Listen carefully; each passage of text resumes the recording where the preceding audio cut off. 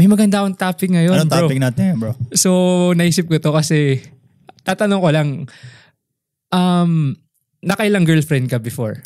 Or isa lang ang... Isa lang girlfriend ko eh. No, I mean Ano like, kasi- no, what I mean is like, nagkaroon ka ba ng girlfriend in the past? Or, kasi yung Yung high school siguro. Pero hindi ko naman kino-consider na talagang... kasi bata ka pa nun. Siguro, ang tawag ni Julia doon, childhood friends lang. Childhood friends. Or parang ano lang, puppy love. Yeah, ganyan. parang ganun, yeah. Kasi yung gusto kong topic ngayon, bro, is like yung naalala ko, yung meron ka bang mga, like naalala mo ngayon na, ano ba, na broken hearted ka, na ginawa mo before, talagang magkikringe ka yung gano'n. Meron ka ba naalalang nangyaring gano'n sa'yo? Oh shit, meron bro.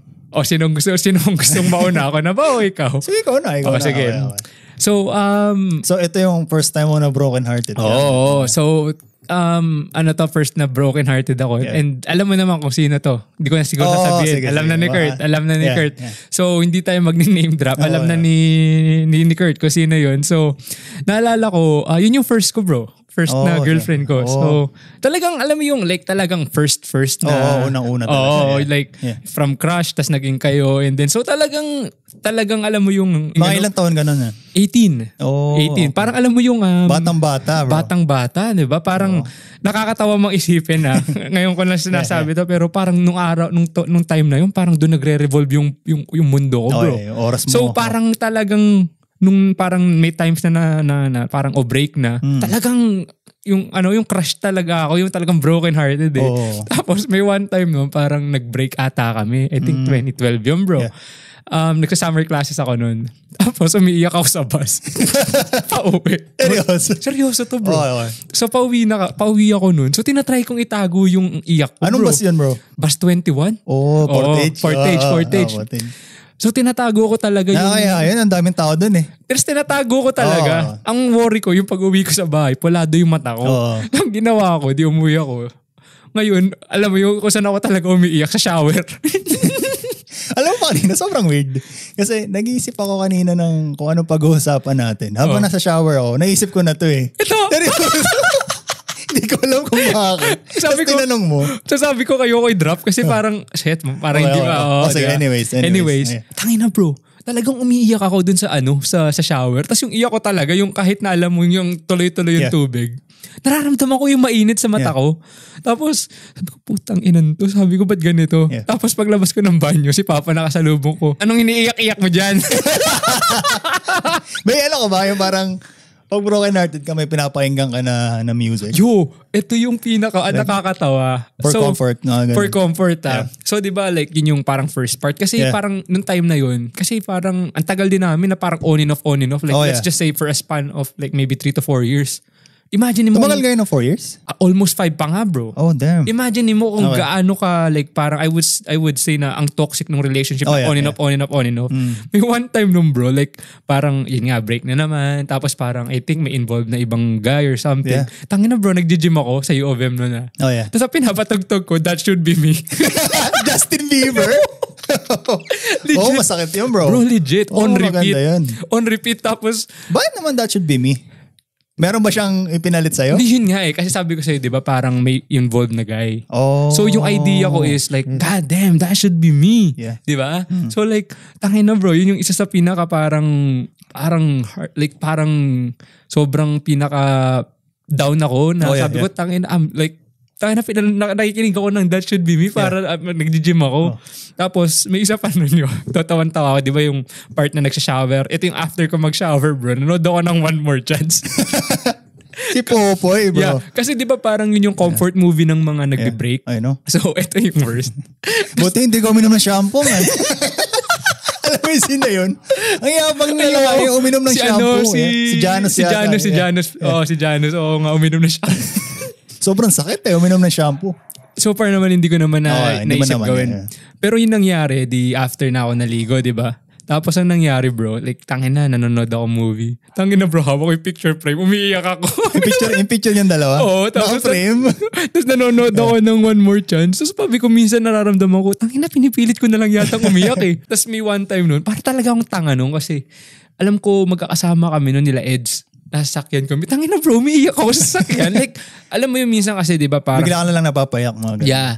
Pero like, hindi ko naman, parang hindi ko naman gustong umiyak in public para sa simpatya ng tao, pero hindi ko mapigilan. You know what I mean? Okay. So yung ganun, pero like, let's just say yung Erwin ngayon, hindi mo ko makikita ang gagawin ko sa public ngayon yun. Let's just say na nangyayari, parang itatago ko lang yung sarili. Iiyak ako, pero hindi na yung ganun. Yeah. Tsaka bata ka pa nun eh. Bro, like, tatatawa talaga ako, sabi ni Papa sa akin nun eh. Sabi niya, tangina ano, iniiyak-iyak mo dyan, babae lang yan. Madami naman dyan. Diba? Pero may point naman eh. Yeah. Pero kasi, nung time na yun bro, like sabi ko sa'yo, diba kanina, parang, tangina kasi first ko, parang, damn, parang ito lang yung mundo ko. Alam mo siya, sabi ko. Yeah. Like, kaya para talaga akong timang nun eh. Hindi ko talaga may paliwanag bro. Yung antindi. Paano ka naman nakamove on? May time kasi nun na parang I think yung let's just say yung last few parts na lang nun na what I would say is parang alam mo yung kasi nandun ako sa point na parang nagsawa na lang ako. Yeah. Yung parang naging numb ka na lang. Yeah, nanagano sa pain, yeah. Kasi nga parang, damn, sobrang sanay ko na eh. Tapos umabot na lang ako sa point na parang, damn, ayoko na. Yeah. Ayoko na. Tapos parang ako lang nagsabi na, wala na ako nararamdaman.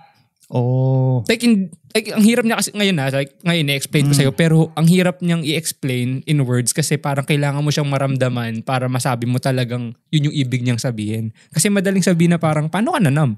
Yeah. Yung gano'n, parang, paano ka naman? Parang, hindi naman yung, parang, yung iba kasi, yung di makatulog. Siguro yung mga unang mga breakups na on and off, yeah. Pero yung huli na ako na you know what? Tama na. Hindi ka naman yung naghabol, mga gano'n. Yung una bro, like yung siguro yung first 2 to 3, 4 years. Yeah bro, like every time, kahit na let's just say, ako yung, alam kong siya yung mali. Yeah. Bro, niluluno ko yung pride ko man. Shit. Like, ganun mo kamahal, ano? Yeah, malupit pa dun bro. Niluno ko yung pride ko pero kay kuya tumayo ako sa sa labahan. Ganun ka. Huwag natin pag-usapan yan. Baka mapunta na naman sa... Yeah. Pero yun nga, hanggang sa like parang may point mga ato, I would really say like, aaminin ko na parang nagkaroon ng third party kasi nga nung time na yun, parang nagsisik ako ng attention na let's just say nagpo-put out ka ng ganitong effort. Yeah. So parang ang gusto mo is merong babalik sa'yo. Parang hindi lang siya one way. Alam mo yung parang two way na nag-give ka, may bumabalik. Tapos busy ka pa sa school nun eh. Busy diba? Ako sa school nun bro. Kaya ang hirap gumawa ng time. Pero ito naman yung sabi ko nga, yung goal ko, laging focus parang si Rendon. Kahit na ganun yung ganun yung sitwasyon namin. Yeah. Mawala ka sa buhay ko pero hindi ako titigil pag-aaral. Like, mawala ka na pero focus pa rin sa goals. Yeah, sabi ko sa kanya, sabi ko, mawala ka, like mag-break tayo, hindi. Siguradong makakatapos ako, makakagraduate ako. Yun talaga. So parang ginawa mo na lang na revenge mo yung success. I wouldn't say na inisip ko na revenge yung success, pero like, hindi naman necessarily, pero laging nasa isip ko lang is, umalis ka sa buhay ko, o magstay ka. Okay pa rin ako. Magiging successful ako. Yung ganun. You know like, I don't need you anymore. I know, exactly. So yung nandun ako sa part na umalis ka man o umalis ka ngayon or nandiyan ka, I don't care. Kasi alam ko na ito yung gusto kong gawin, ito yung path ko, makakagraduate ako, matatapos ako, and that's what's gonna happen. And yun yung nangyari naman, awa ng Panginoon, di ba? Di yun nga, parang sabi ko, parang, iniyakan ko to. Yung, alam mo yun, bro? Yeah. Ngayon, pag binabalikan ko. Tapos parang naisip ko nga, ito pa nga siguro isi-segue ko na rin kasi nga yung sinasabi ko kanina parang nagsisik ako ng attention, di ba? Oo. Ewan ko kung kilala mo kung sino yung sinasabi ko na na-meet ko sa school. Basta yun na yun. Sasabihin ko na lang kung sino pero... mamaya. Basta, okay. Sabihin ko na lang. So, ate siya nung kakilala natin. Yeah. Ito yung nakakatawa bro kasi medyo smooth ako nun eh. Sabi ko... Smooth operator? Smooth operator. Medyo smooth ako nun bro kasi... Pero kami pa ni, you know. Pero, yun nga yung sasabihin ko na aminin ko, mali ako doon, na ginawa ko yun. Pero sino ba nauna? Yung girlfriend ko noon. Nauna siya. Parang... So, let's just say, ito yung girlfriend ko. Pero tong time na to, tangina bro, sobrang rocky road. Yeah. Sobrang rough talaga. Yeah. So, like, parang ito yung point na on and off, tas may ibang guy. Ibang guys. Ba't ba kayo like on and off? Like, total ba yung parents niya? Hindi ko alam bro kung pagiging immature or anything, pero I don't wanna come off as like someone na parang sinisiraan or anything. Yeah. Pero kasi bro, like I feel like laging may na-involved na parang, let's just say, base sa experience ko sa kanya, pag merong let's say some guy na parang interested sa kanya na parang binibigyan siya ng attention. O parang sasabihin niya sa'yo to make you jealous na not necessarily lang nagagawin ka niyan jealous bro, but like she's gonna take all that attention tapos parang pagseselosin ka. Ayoko na sa'yo kasi may bago akong guy. Oh damn. I'm gonna take this attention. That's so toxic man. And then eventually bro, that happened for like 3 to 4 years. Imaginein mo yun. So like every time na parang marirealize niya after I don't know, a week or two na parang oh shit, I'm actually like mali to ginagawa ko. Mag-apologize siya sa akin. Then ako naman like okay. Kasi nun bro parang ang notion sa akin sa isip ko is shit bata pa to. Kasi mas matanda ako ng 2 years. Parang lagi ko sinasabi magbabago pa to ganyan. Pero hanggang dumating ako sa point na hanggang kailan. Yeah. So parang sa span ng relationship nyo, parang ganun lagi yung cycle. Yeah, hindi bro. nagbabago. And imagine bro, ang pinakamatagal na hindi kami nag-away, I would say is maybe a week and a half. Grabe. Bro, I'm telling you bro. Sobrang like, stressful nun man. Imaginein mo yun bro, like talagang antindi. Like lagi kong naisip yun na parang, bro what the fuck, bakit ganito? Like parang dati naiinggit ako sa ibang relationship kasi bakit hindi pwedeng maging, alam mo yun? Like yung smooth. Yeah. Parang alam mo yun, yung maiintindihan. Bigayan lang. Yeah. Di ba nawala kaming dalawa. Nag-pray ako nung kay Lord. Sabi ko sana yung magiging girlfriend kong sunod, maiintindihan niya yung mga gusto kong gawin. Tapos open sa lahat. And ayun. Sobra. Binigay naman. Sobra pa. Yeah. Di ba? Talagang yun yung pinag-pray ko talaga. Then, nung dumating naman, like talaga naman. Sobra-sobra talaga. Sobra-sobra pa. Higit pa sa hiningi mo. Humingi lang ako ng pandesal, binigyan ng triple whopper. With cheese. With cheese. With cheese.